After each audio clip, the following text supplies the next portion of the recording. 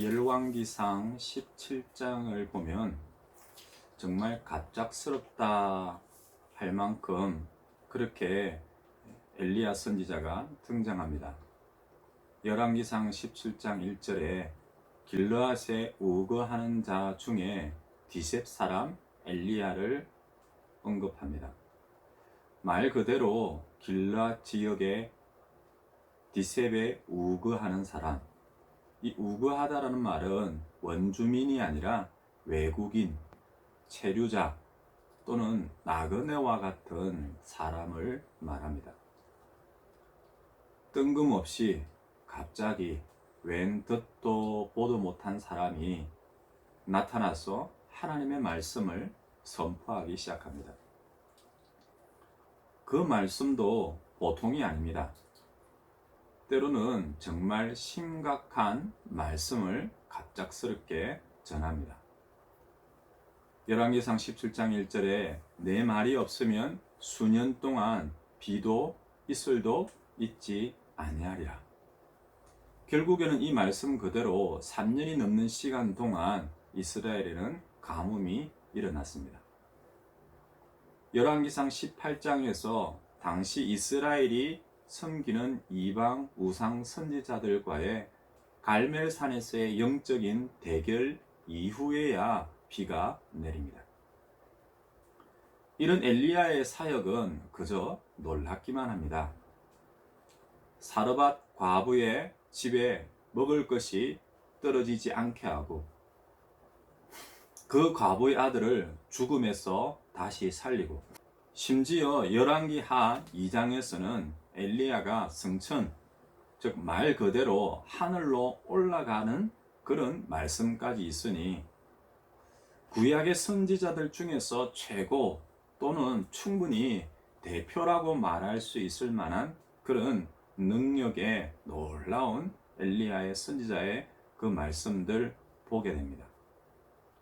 하지만 오늘 저는 이러한 이스라엘의 극심한 가뭄이나 또한 그런 가뭄을 예언한 엘리야 선지자나 그리고 이방 선지자들과의 대결에서 나타나는 놀라운 능력과 그리고 역사보다는 정말 갑작스럽게 나타난 엘리야 선지자와 그를 통하여 선포되어지는 말씀 그 자체에 관심을 가져보려 합니다.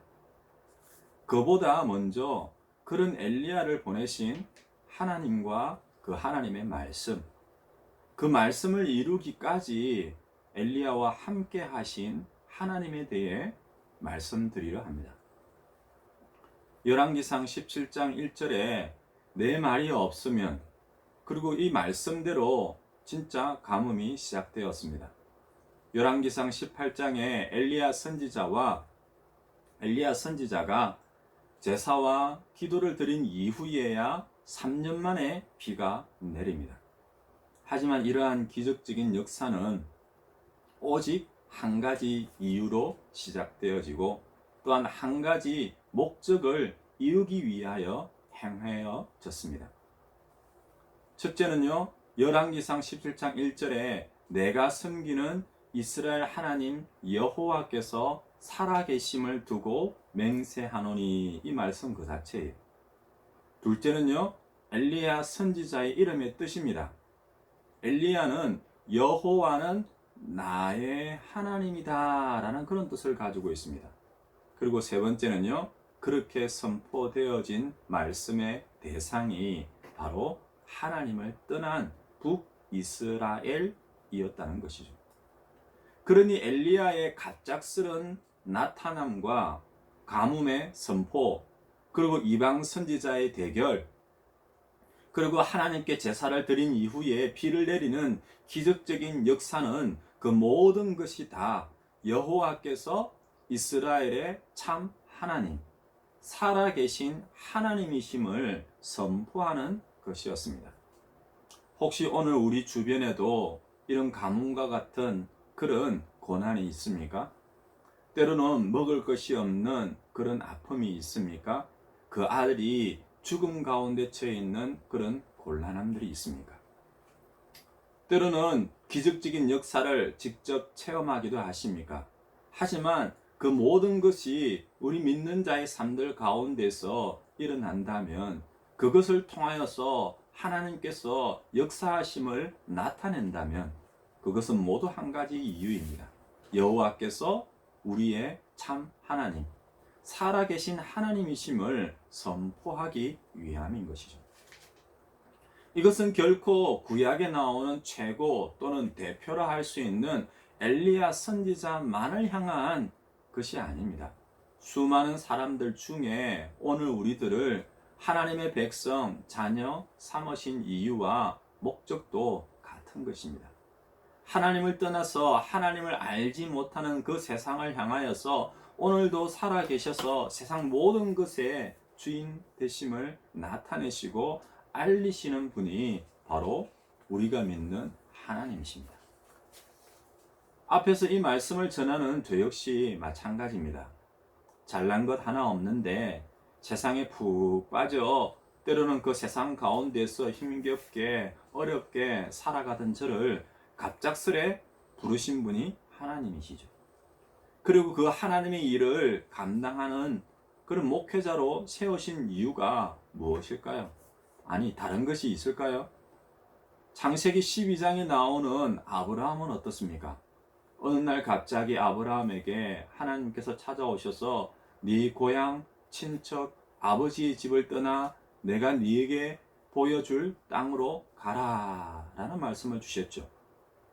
땅 좋지요. 현대인들 중에 땅을 싫어하는 사람이 있을까요?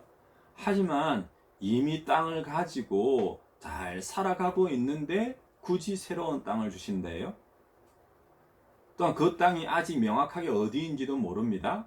또 어느 정도인지도 모르는 땅을 얻기 위하여 고향과 친척, 아버지의 집을 떠나는 것이 과연 쉬울까요? 물론 그 다음에도 계속 말씀이 나옵니다. 내가 너로 큰 민족을 이루고 내 이름을 장대하게 할 것이라는 축복. 그 축복은 충분히 좋아할 만하죠. 심지어 나만 복을 받는 것이 아니라 정말 흘러 넘치도록 복을 주셨기 때문에 그렇게 나를 통하여서 또 다른 수많은 사람들도 흘러 넘치는 그 복을 받을 것이다. 정말 멋진 삶이라고 할 수 있습니다. 하지만 왜일까요? 뜬금없이 그리 특별하게 잘난 것도 없는 그런 아브라함을 불러서 땅을 주시겠다고요? 번성하게 하시겠다고요? 장대하게 하시겠다고요? 심지어 그 복들을 아브라함만이 아니라 또 다른 사람들에게 나누게 하시려는 이유가 무엇일까요? 이유 따로 없습니다. 그 말씀 자체가 이유이고 목적입니다. 창세기 1장에 하나님께서 처음부터 그렇게 사람을 창조하셨습니다. 복받은 사람으로 말입니다. 다른 어떤 피조물들과도 다르게 복받은 사람으로 하나님께서 창조하셨습니다. 또한 복을 받을 사람으로 그리고 그 복을 나눌 사람으로 하나님께서 창조하셨습니다. 그런데 아브라함을, 엘리야를 그리고 오늘 부르시는 이유는 무엇일까요?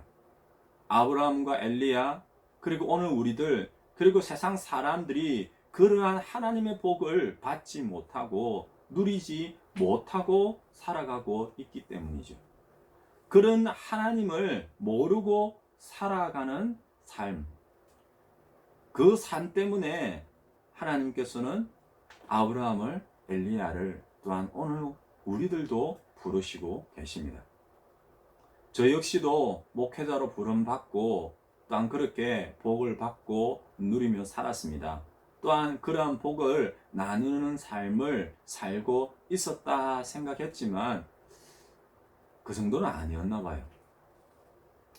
아니면은 조금 더 지금보다는 더 적극적으로 그런 복을 나누는 삶을 살라는 그런 뜻이었을까요?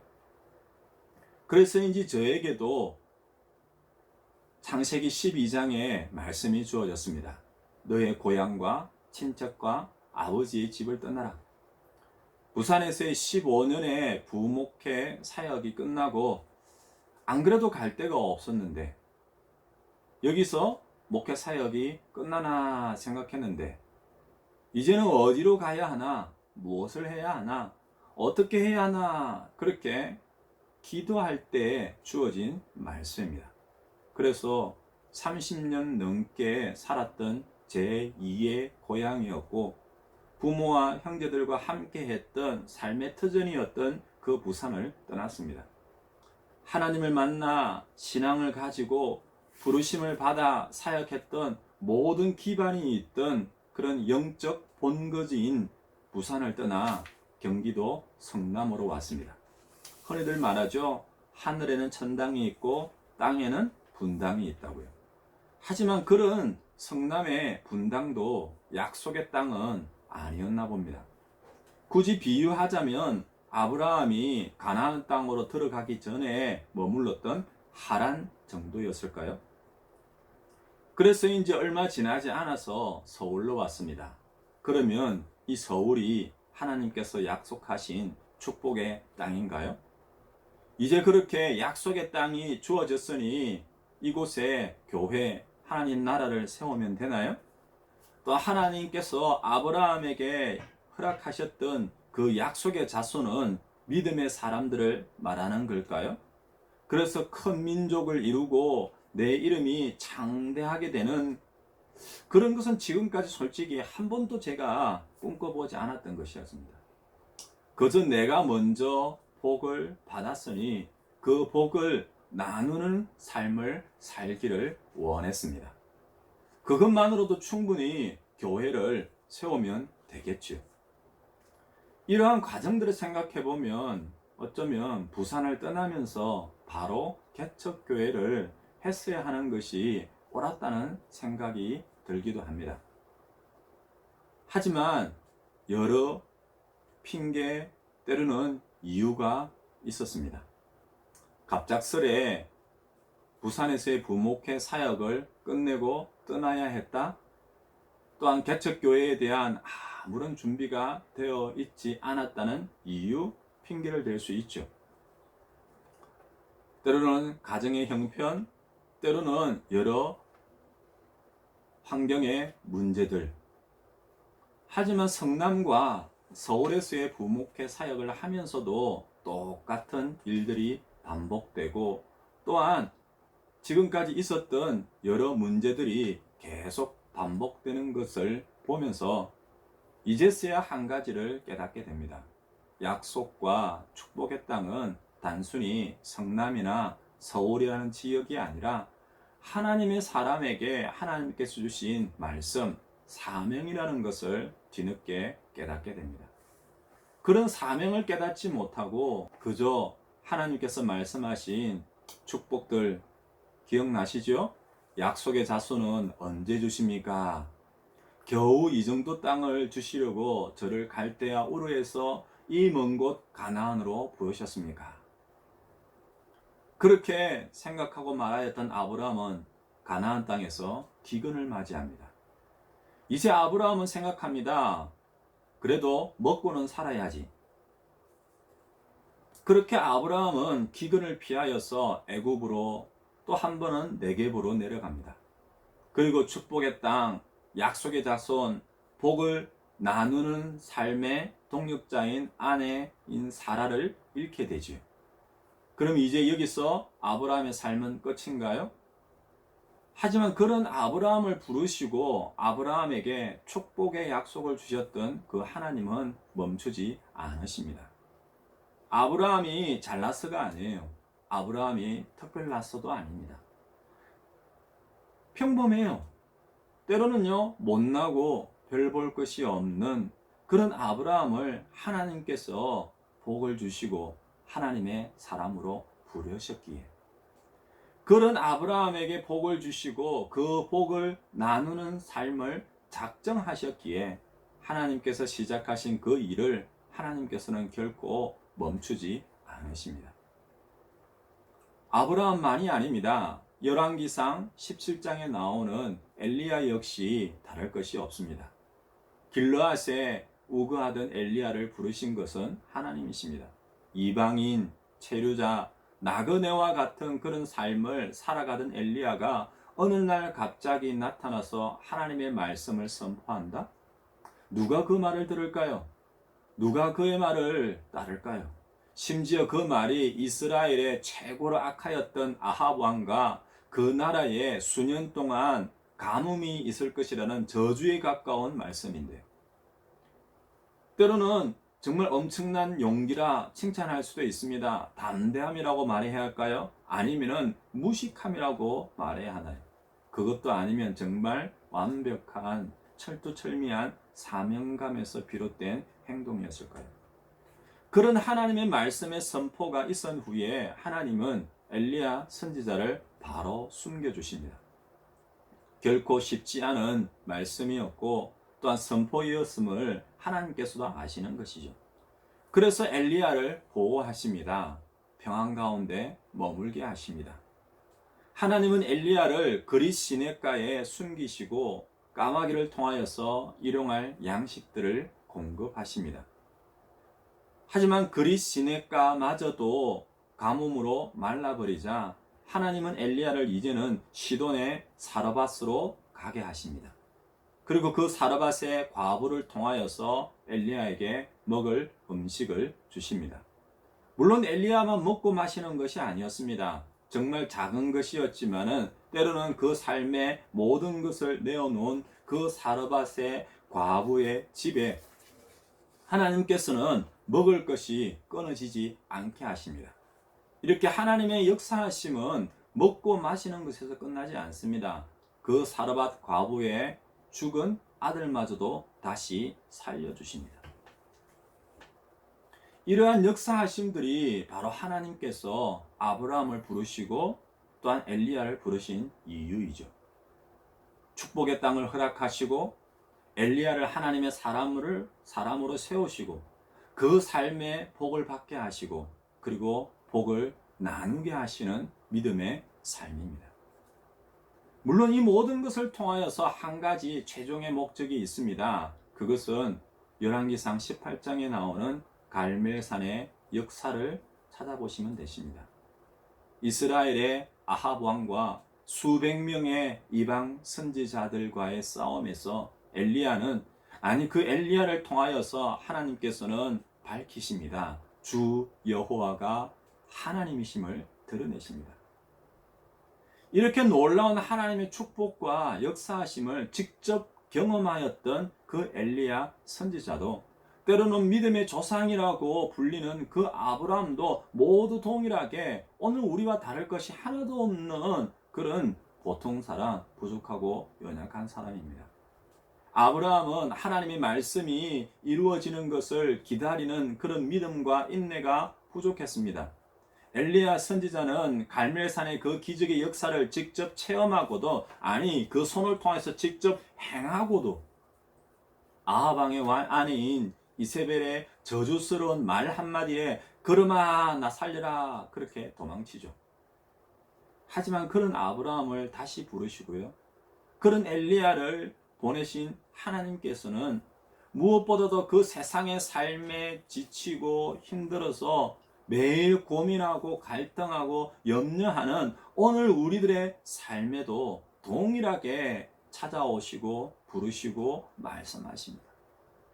오늘 우리가 어떤 모습, 어떤 상황, 어떤 문제들 속에서 멈추고 있고 또 때로는 뒷걸음질 치고 있고 때로는 이 모든 것을 내려놓고 포기하려 한다 해도 하나님께서 시작하신 그 하나님의 일을 결코 멈추지 않으심을 여러분들은 믿으시기를 바랍니다.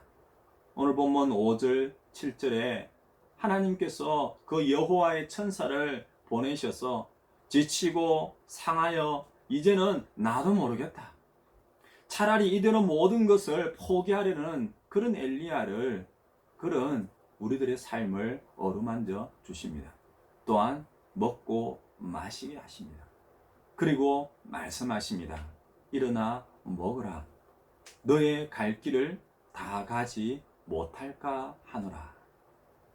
하나님은 말씀하십니다. 그 택하신 사람들을 돌보십니다. 먹이시고요. 그 삶에 필요한 것들을 공급하십니다. 무엇보다 그렇게 부르심을 받은 우리들이 하나님의 사람임을 다시 깨닫게 하십니다.